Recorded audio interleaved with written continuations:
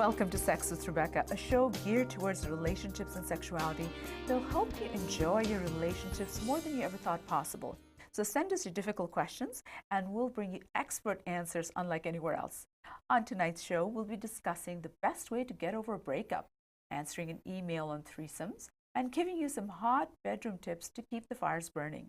Let's begin with our discussion on getting over a breakup and moving on with our very special guest, Natalia Juarez. Natalia is a breakup coach, dating strategist, and the founder of Better Breakups, an organization dedicated to helping men and women find real love and navigate their breakups and or complicated romantic situations. Yes. That's a lot. Yes. Well, it sounds amazing. We're so happy that you joined us tonight. Lots of questions for you. Natalia, breakups are inevitable, as are the emotions that follow. You know, we've all been there. You can't eat, you can't sleep, you think you'll never date again. So as a breakup coach, what's your best advice for people to manage that stage? So this is what I call the survival stage. And it can last a few days, it can last sometimes a week. But this is the time when you just really have to take care of yourself. And I find, especially for people who've never been through a big breakup, they have no idea. They think this might be their new reality. So I think if you just prepare them to let them know, this is going to be like a hard time, but you're going to get through this phase, and then we're going to move into the next phase, which is all about nourishing yourself. That's great to let them know that, you know, this too shall pass. Exactly. I know the first time my heart was broken, I thought this is it. And it's good that you used the word survival. And then the second time I thought, yeah. You thought the first time you weren't going to make it, and you made it. But you've got a really good way of looking at it and great methods. So we're going to talk about that. Now, a lot of people sadly make all kinds of mistakes, and they don't handle their breakups really well. And we see those problems again and again. What are some of the most common mistakes that people make, things that they should avoid? So I think it comes down to, it comes down to beliefs and behaviors. So it's telling yourself that, you know, you might never meet anyone again. And so those beliefs will really keep you stuck. And then a lot of the behaviors of just not letting go. And social media has added a whole other element to that. But yeah, it comes down to like actively working to let someone go. And I think that's the problem. Like, we all have those friends that keep complaining, and we're sick of hearing the same stories over and over. But you're right. It's like, I'll never meet anyone again. And whoever said staying in a bad relationship is better than no relationship? So I think you're right that we sort of have to really think about that and nurture ourselves so we can move past that erroneous thinking. Are there any differences in the way men and women handle breakups? And if so, what are they? So I love this question because everyone is always so curious about this. The truth is, I think breakups are hard for everyone.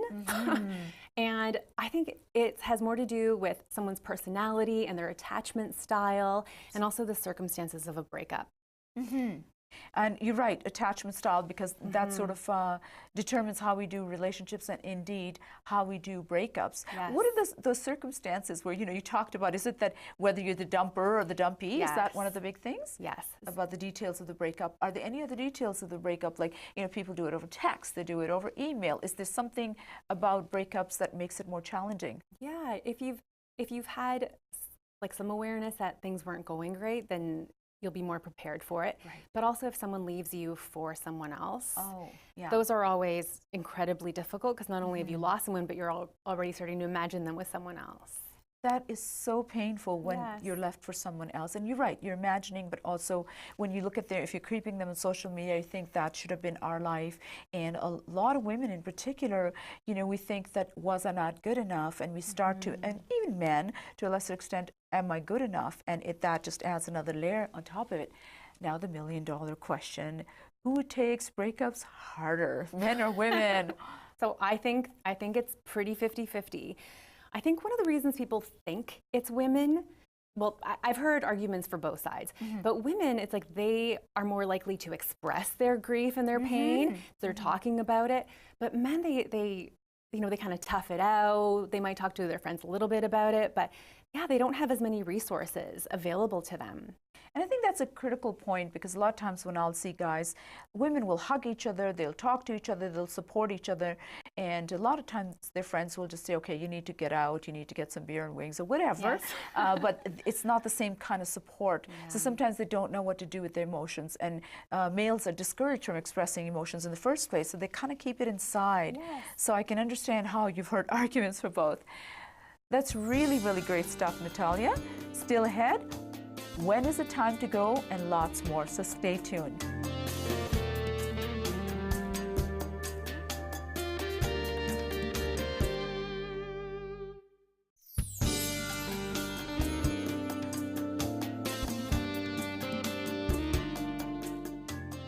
Welcome back to Sexist Rebecca, a show where we bring you expert advice on important matters to help your relationships be more intimate, exciting, and emotionally fulfilling. We've been discussing getting over a breakup with our very special guest, breakup coach and dating strategist, Natalia Juarez. Natalia, many times people feel a relationship is too good to leave, but too bad to stay. So it's not one of those cases where you kind of know. How do you know when it's time to break up? So this is one of the main reasons people contact me, and that decision to stay or go is so difficult and so it can be very, very painful. There was a study that came out, I saw it last year, and researchers found 50 reasons why people stay and go. So there were 27 reasons why people stay, 23 reasons why people go. And what I loved about it is that it really shows like how much is going on in a relationship. So I find people have to evaluate their relationship, and usually it starts to weigh in one direction or the other. That said, sometimes some of the challenges can be worked through. So I think it's a very important process for people to do before they make such a big life decision. And it sounds like almost 50-50. Yes.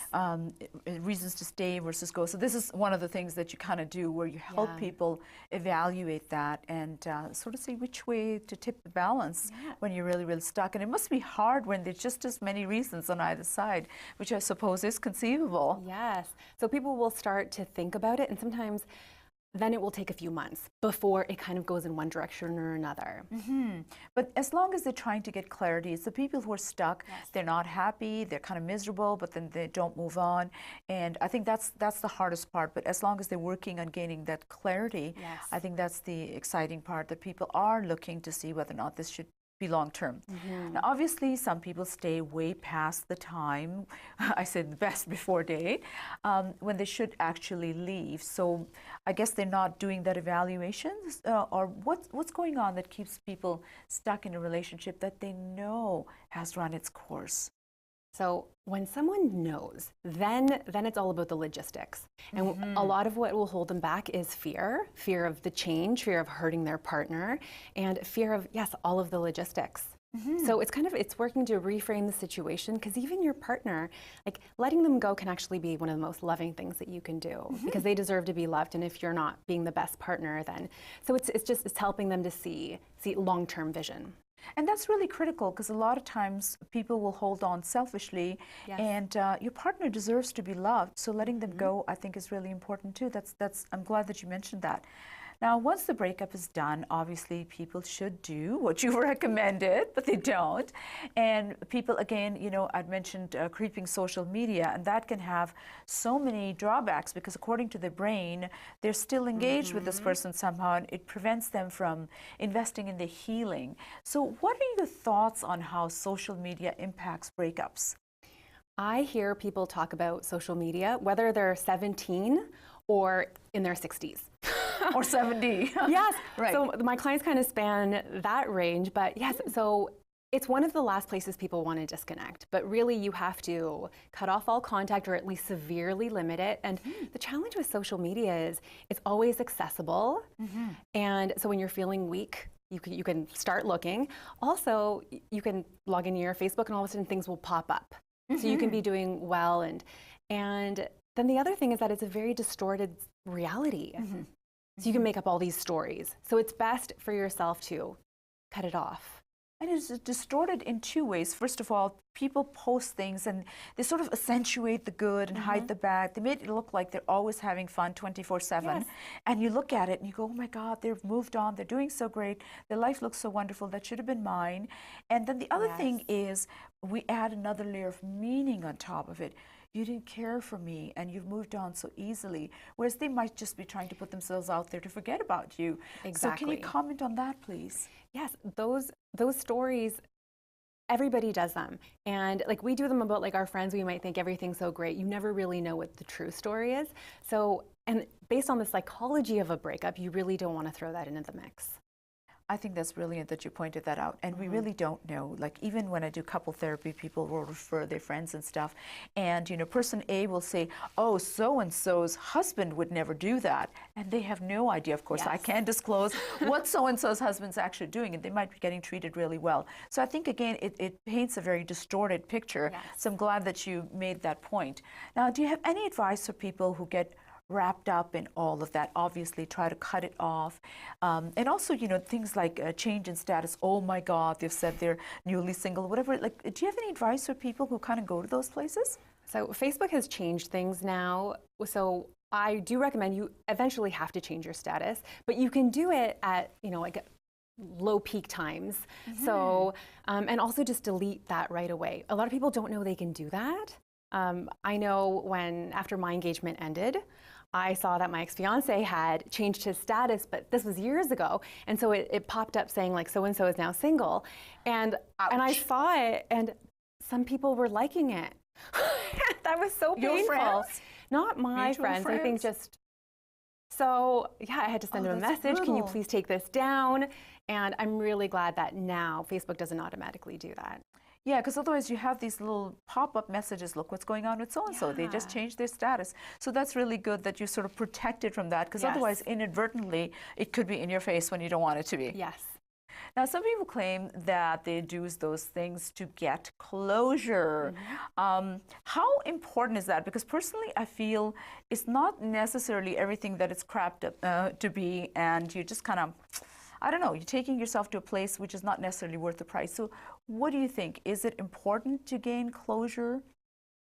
I think, yes, closure is overrated. And you're very often, you're going to have so many questions, and you're never going to get all the answers. And you might, even if someone gives you the answers, it might not be the truth. So it really, I think people have to give themselves closure. And when all these questions come up, it doesn't matter. It's over. And I think you're so right, because a lot of times people say, as soon as I have closure, I'll move on. No, if you're in it, that's not going to happen. You move on, and maybe you'll get closure, but even if you don't, it's okay. So sort of giving yourself the permission that it's all right. So do you have any kind of quick tips for somebody who's stuck there, just to move them forward, obviously, to make an appointment with you, but do you have any quick tips before we go to break? Well, definitely getting some help. You need to find a way to express it. So whether it's like journaling, a good friend, getting a professional, but you need to take action on doing something. Journaling is great because you get it off your chest. Yeah, and you know, your emotions are right brain, writing is left brain. Just taking it from the right brain to the left brain and out, it makes such a big difference. Sort of like a poor man's version of EMDR, if you may, but I think it's all really great advice. Thank you, Natalia. When we return, we'll be talking about what you need to do before getting back in the game. So do stick around for that.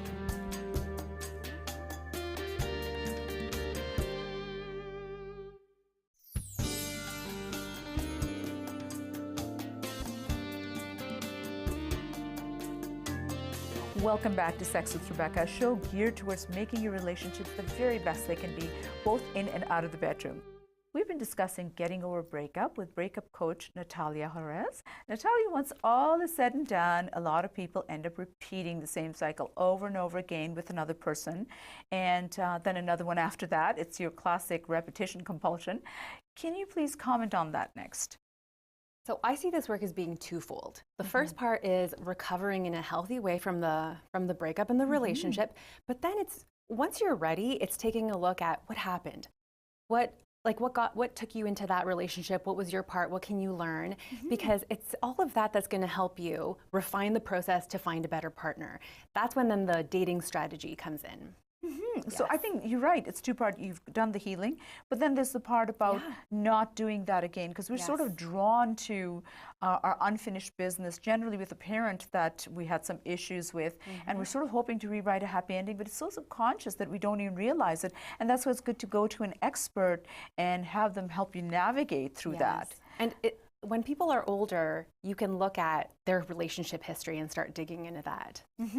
And I'm sure that as a professional, it gives you a lot of insights into what's been happening, and you can kind of dismantle it and say, okay, let's do a little autopsy and see why this is happening again and again. I guess it comes down to mending that broken heart and then doing the work to break the cycle before you can build those strategies. So with that in mind, can a broken heart actually help people with all of that? Does it tell us something? I think this is my favorite part about the work, is that there are so many gifts that come with a broken heart. You learn to value yourself, to take care of yourself. You develop resilience, compassion for yourself, and then for other people who are also going through the process. And so you learn a lot about yourself to become a better person and a better partner in the future.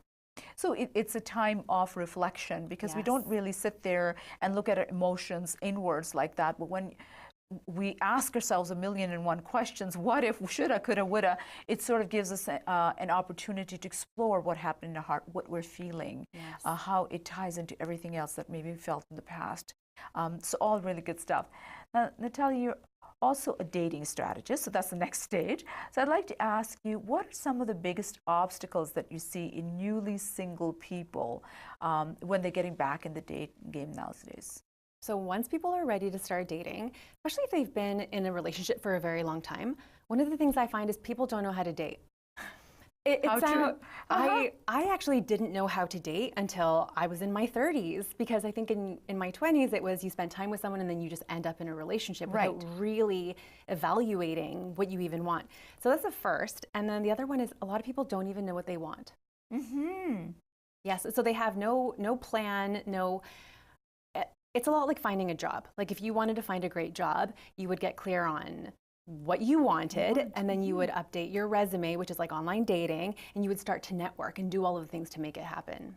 That's a really good analogy, because it's true. And then there's also this another wave of people who've been married for 30, 40 years, and all of a sudden, you know, they're facing divorce and they're going back in dating scene, and they're saying dating doesn't look anything like it did 40 years ago, or I've only ever dated one person. Like you said, you know, you're in school, you date each other, you're at the right stage, and everybody kind of hooks up, and that's that. And they're saying this is so different, this is so new right now. And so those people know even less than I'm sure you did. So how can a breakup coach like yourself help with some of those things that we've discussed?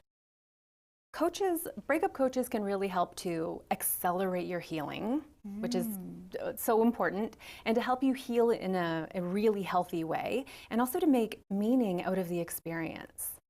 Meaning out of the experience. And also, like when you're moving forward, and you're also dating strategists, so you're also helping them with their next steps. That's usually the workflow. That's the workflow. So briefly, what does that look like? Somebody contacts you, so what do? You sit with them, you get to find out where they're at. What do you do? Which stage do you come in at, when they're thinking about breaking up or after they've broken up? So I originally started helping people who were recovering. So I would help them to recover, and then they would move into dating. But then people started contacting me at all different stages. And so right now it's the entire spectrum. Cool. So you can just take them pretty much, and the earlier they contact you, the better it is. Yes. So do you have any key messages that you'd like to give our audience? You know, things that they need to think about, since you do the whole spectrum, maybe give us some key points for each one of those stages.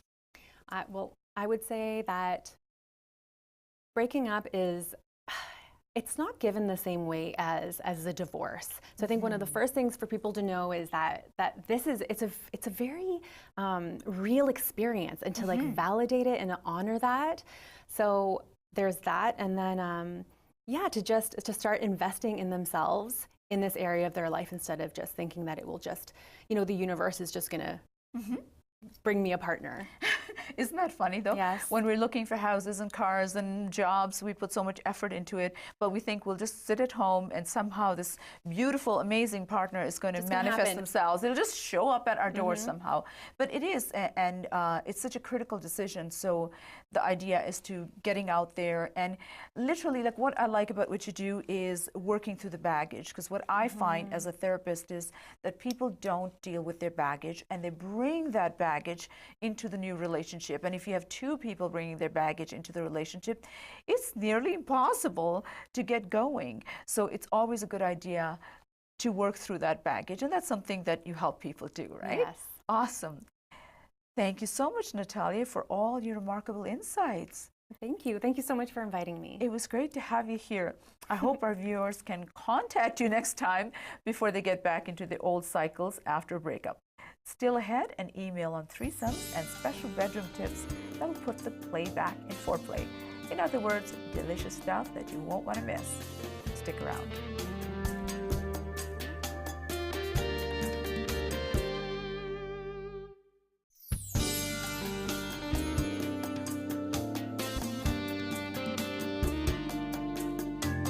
Welcome back to Sexist Rebecca, geared towards making your relationships more robust than you ever thought possible. So send us your questions and we'd love to bring you expert advice. Today's question is from Natasha. When I was in my teens, I was curious about females, but never had the courage to explore anything.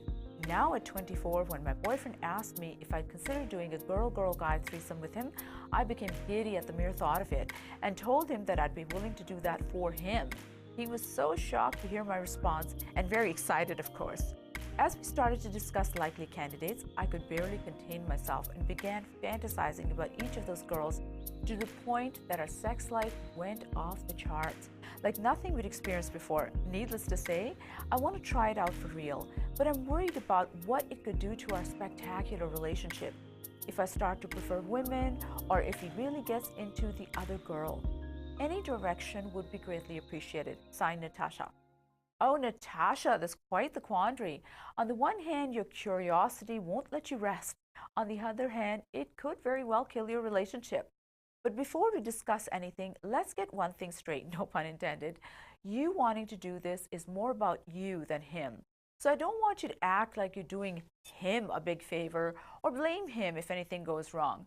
Now that we've cleared that up, let's discuss one more important factor. First and foremost, you have to let your boyfriend in on your little secret, i.e. your interest in women, so he knows what he's getting himself into. Because you getting wet with anticipation could possibly tie into your orientation. Once you've done that and have that conversation, if everyone's still aboard, you have to establish some ground rules before you do anything else, such as ensuring emotional and physical safety, as in safe sex, including oral sex, and safe words. The best way to handle the latter is by using traffic light signals. Green for wanting more, amber to indicate that you're getting close to the edge of your comfort zone, and red to stop, no questions asked. Next, you have to discuss parameters, as in who does what to whom. Kissing and penetration seem to be biggies for a lot of people. So if you don't want him touching her in specific ways, if at all, you need to tell him. He may still want to go ahead with experience even without that, since he'll be getting front row seat to watching many straight guys' favorite fantasy. Beyond that, you have to discuss the aftermath. If you both love it, will you want a steady diet of it? If so, you should concur that you'll be engaging different girls each time, since attachments can and do develop through steady sexual relationships. At the opposite extreme, if you both hate it, you have to agree to discuss it, chalk it up to experience, and then just let it go. Finally, if one of you loves it and the other hates it, which is the trickiest of all options, you have to be clear on where you go from there. Ditto for you learning about a possible preference for women, which may happen. It's easy to do something and impossible to undo it. So the idea is to really think through the possible downsides ahead of time, since fantasies rarely consider those. Sometimes when people do that, they realize they don't want to take any chances and end up opting out for role plays and erotic movies instead, which can capture some of those same fantasies and get them juiced up. But if your curiosity is tied into your orientation, then that may not suffice. So Natasha, my suggestion to you is call a spade and discuss everything clearly instead of treating it like a casual threesome. To our audience, if you have any questions of your own, do write us. We love your involvement. Speaking of which, if you enjoy the show, we'd really like you to subscribe to our YouTube channel. If you have enough people connecting with us, we'll be uploading additional stuff that's too hot to be aired on TV. Still ahead, sexy tips for putting the play back in foreplay, so stick around.